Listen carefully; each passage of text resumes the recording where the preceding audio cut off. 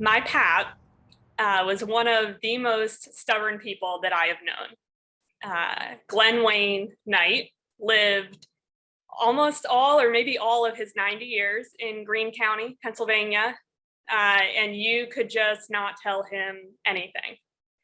And so it's not altogether surprising that at 90 years old, he was unloading a tiller from the back of his pickup truck by himself. His blue pickup, Arnold, license plate, whoa, GW, whoa, Glenn Wayne. But he was unloading it by himself and he fell. And he ended up in the hospital and then the nursing home for rehab. And he ended up with COVID and he passed away in December.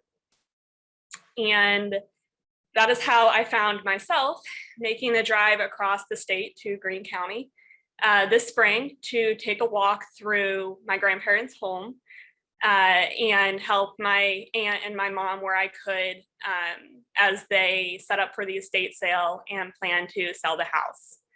My grandma was on a wait list for memory care and she couldn't take care of the home by herself, couldn't stay there by herself.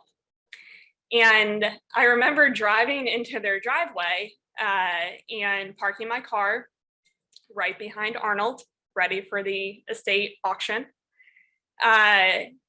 Coming past the front walk where I, as a freshman in high school, asked my mom to help me dye my hair for the first time, but we were kicked out of the house into the front yard in like dusk after my mom put my brother to bed. So my grandma was worried we would stain the sink or stain the bathroom. So the sidewalk where we dumped a pail of water over my head to dye my hair. And I came in, so I parked, I came in through the basement, through the garage, all the areas that were set up for auction, but also all the areas that used to be a staging space for my pap's post-retirement plans. He would buy and sell at auction, mostly old tools, other older items, some circus paraphernalia he could never unload was all being kind of divided for the auction. And it wasn't until I climbed the stairs from the basement up to the kitchen that I started to cry, which really threw Sherry and Ray, the auction people, for a loop as I kind of blubbered on. But for me, it wasn't about, the walkway or the basement.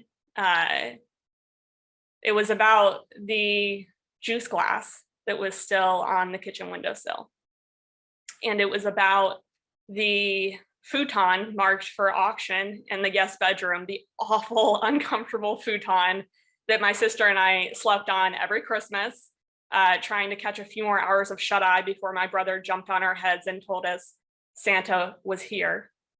It was the deer still on the wall that myself, a child of suburban Connecticut, truly thought was just a deer until I was 12 and realized it was real. It had been alive at some point, and I had been hoisted up to pet it, since I was a child.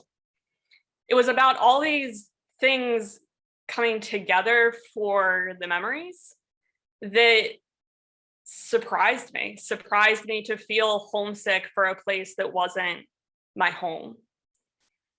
And I took my time walking through these rooms, saw they had moved the recycling bin and burst into tears all over again, but was able to walk away from that day with memories, and with a couple items, with a bench from my grandparents' patio that we repainted and put plants on outside our patio now, the mug that my pap drank his English breakfast tea from, a voicemail that I had forgotten and now don't want to delete, as well as the time that I have left with my grandma, even if she doesn't always know who I am. I also left with the recommendation that on auction preview and pickup day, that I spend a little time with my grandma and leave the customer interactions to someone who was less emotionally invested in the items.